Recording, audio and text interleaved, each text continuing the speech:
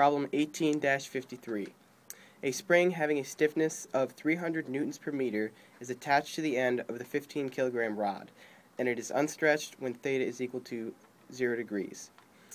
If the rod is released from rest when theta equals 0 degrees, determine its angular velocity at the instant theta equals 30 degrees. The motion is in the vertical plane. So by inspection, we can see that this problem would most easily be solved using a conservation of energy method, which is T1 plus V1 equals T2 plus V2. Kinetic and potential equals kinetic and potential in the second state. So we have two things here that would cause potential. We have a spring and we have gravity. We can see the spring is stretched from here to here, and the center of gravity moves from here to here, since in the problem statement it starts at rest at theta equals 0. So our V1 term is going to involve only gravity, since the spring is unstretched at theta equals 0, so we're going to have an MGH formulation. V2 is only spring, since we place the datum here at the full extent of the problem, which is at 30 degrees. So that's going to be a 1/2 KS squared formulation.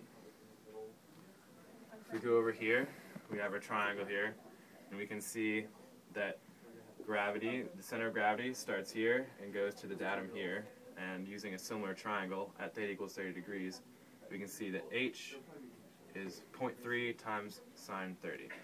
So we can go ahead and write our V1 term as mass of 15 kilograms times gravity times 0.3 sine 30, which if you work out equals 22.0725 joules. So that takes care of state 1, since there's no spring potential yet. At state 2, we only have spring potential, and we can see that from theta equals 0 degrees to theta equals 30 degrees, the spring is going to be stretched that amount. So we can write our V2 term as 1/2 a given K of 300 newtons per meter times the stretched distance, 0.6, times sine 30 squared. That works out to be 13.5 joules.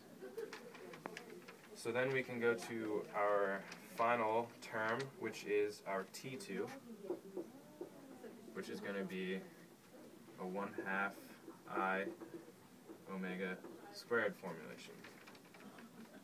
Omega is our unknown. I we can calculate using the moment of inertia of a rod at an end, which is 1/3 ml squared, which in our case is 1/3 times 15 times 0.6 squared, which equals 1.8.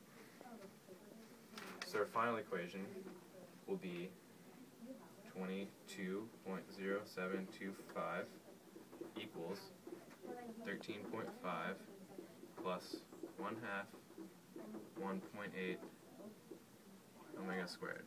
So we now have one equation and one unknown.